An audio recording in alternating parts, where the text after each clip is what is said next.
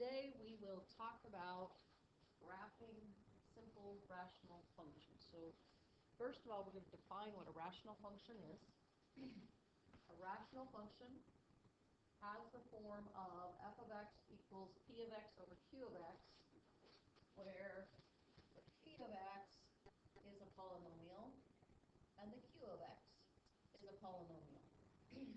And we also have to add that q of x cannot be equal to 0 because we know that we can't divide by 0. So that's going to create some interesting features in our graphs. We're going to first consider the simplest of the rational functions, and that is an inverse relationship, which is f of x equals 1 over x. When you graph f of x equals 1 over x, you get something that looks like this. Got one branch going this way. You got one branch going this way. Now you'll notice that there is a vertical asymptote at the point x equals 0.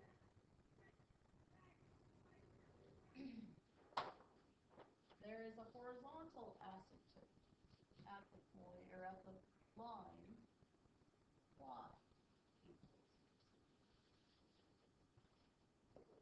This is the horizontal asymptote. We're going to use that information when we graph these functions. This shape that we have is called a hyperbola.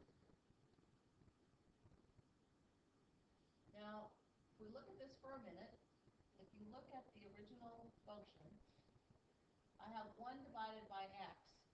That is what is going to create my vertical asymptote, because if I divide by 0, my function is not defined. That creates my vertical asymptote.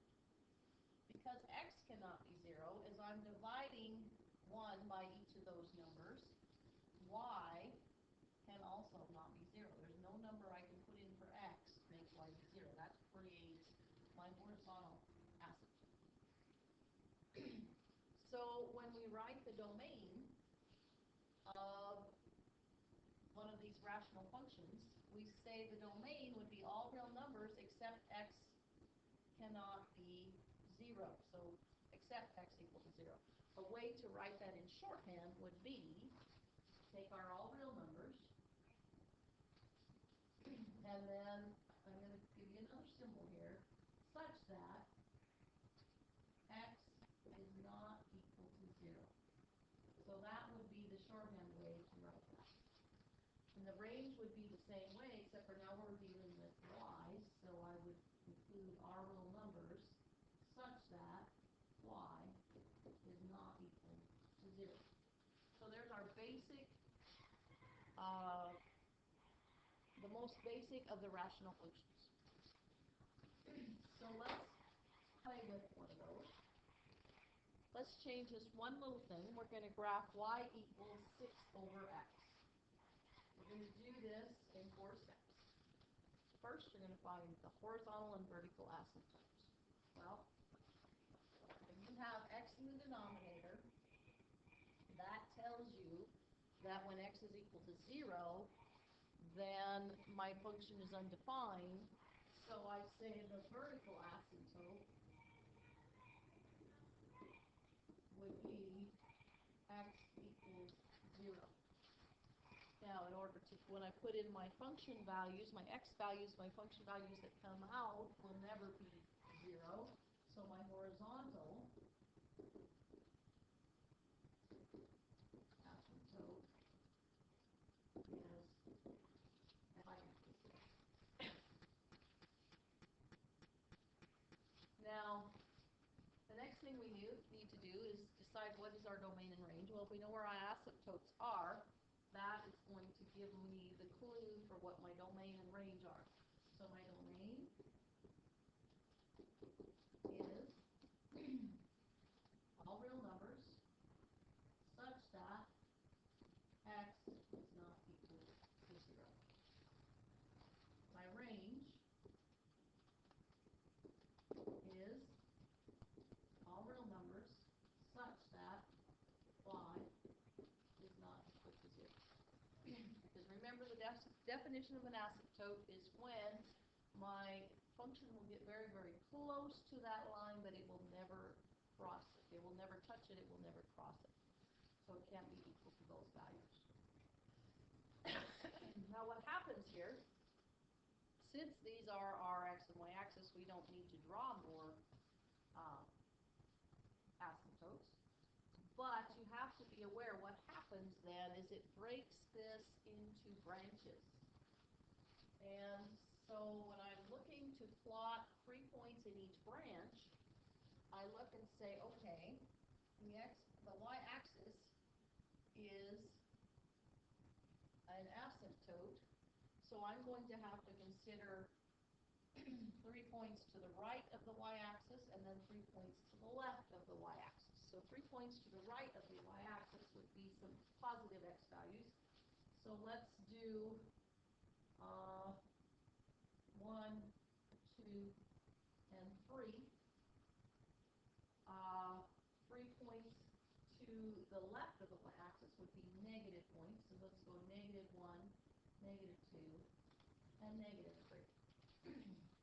So let's see. Okay, when I have y equals 6 over x, then for 1, I would have y equals 6 over 1, so that would be 6. Y equals 6 over 2, 6 over 2 is 3, and y equals 6 over 3 would be 2. Okay, that gives me 3 points to plot in the right-hand branch of my function. So I have the point 1, 6, the point 2, 3, and the point 3, 2. Now, since I know the x and y are asymptotes, then I can sketch that branch like so. Now, we have the x and y, or I have the x values in the left branch, and so when I put in negative 1 to my function, 6 over negative 1 is negative 6. 6 over negative 2 is negative 3. And 6 over negative 3 is negative 2. So I have the points, negative 1, negative 6. I have the point negative 2, negative 3. And the point negative 3, negative 2.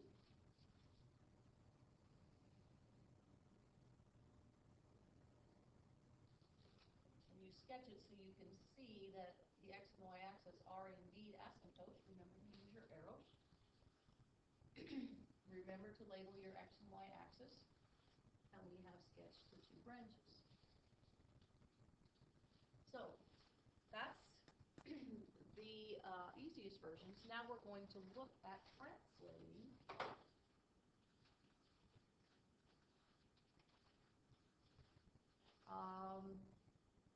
y equals 1 over x, which is this hyperbola. What that translation looks like is y equals a over x minus h plus k. Now this should look familiar because we've done this before. When I look at the h here, where the vertical asymptote was 0 before, that's going to be moved h units to the right. Where the horizontal asymptote was 0 before, it will be moved k units up or down. So let's consider the graph of this form. I have y equals negative 4 over x plus 2, and that's minus 1. So I look here, and I have x plus 2. That's going to move my graph 2 units to the left. So my asymptote, my vertical asymptote, will be x equals -2. My horizontal asymptote will be, now it's going to move down 1 unit, so it will be y equals -1. So let's take a minute and go ahead and draw those. We're going to draw them with dotted lines. Might as well make them pretty colors since I can do that. So I have x equals -2, and I have y equals -1. Thing to keep in mind, your denominator cannot be 0, so that's going to be a good clue for you as to how to find your vertical asymptote. Okay, so now my domain and range, my domain is going to be all real numbers such that x is not equal to -2. My range, then, will be all real numbers such that y is not equal to -1. Okay, so now I have to find 3 points in each branch. So I'm going to start on the right with -1, and then I can do -2 and -3. On the left, let's see, I can't do oops, I did that backwards.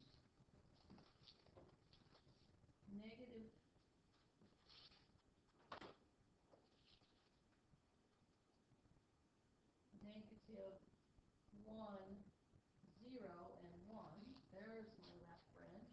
My right branch, I'm going to go to the left of -2, so I'm going to start at -3, -4, and -5.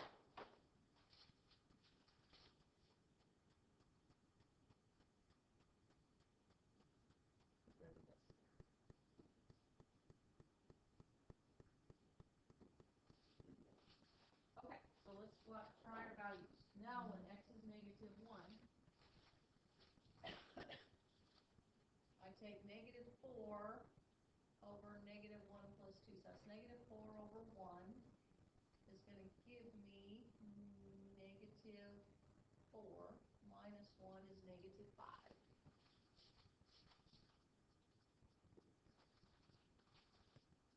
When I put in a 0 for my x value, I have -4 over 2, so that's -2 minus 1 is -3.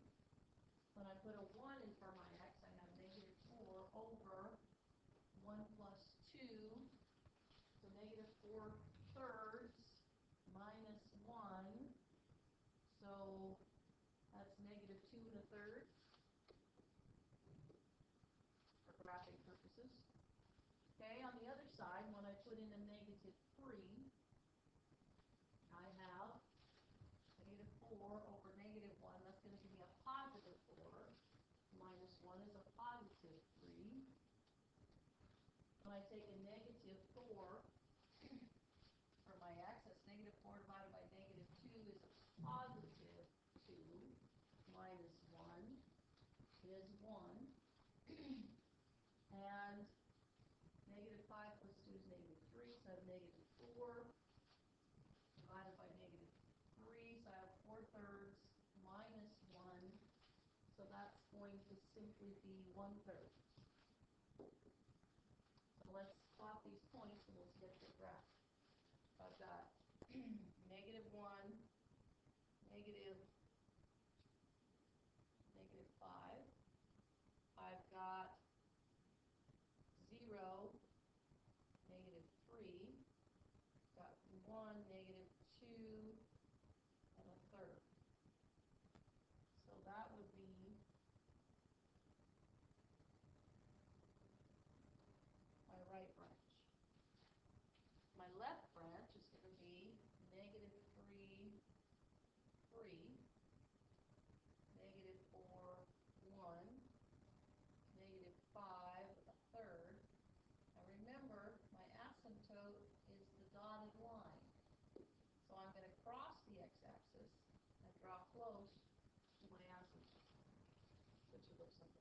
So now, what happened here, I translated my vertical and horizontal asymptotes, and then I also was multiplying by a negative number. So what you will notice is the branches have actually changed places or flipped from what they were when we graphed the y equals x or 6 over x or 1 over x. And that's going to be your graph linear.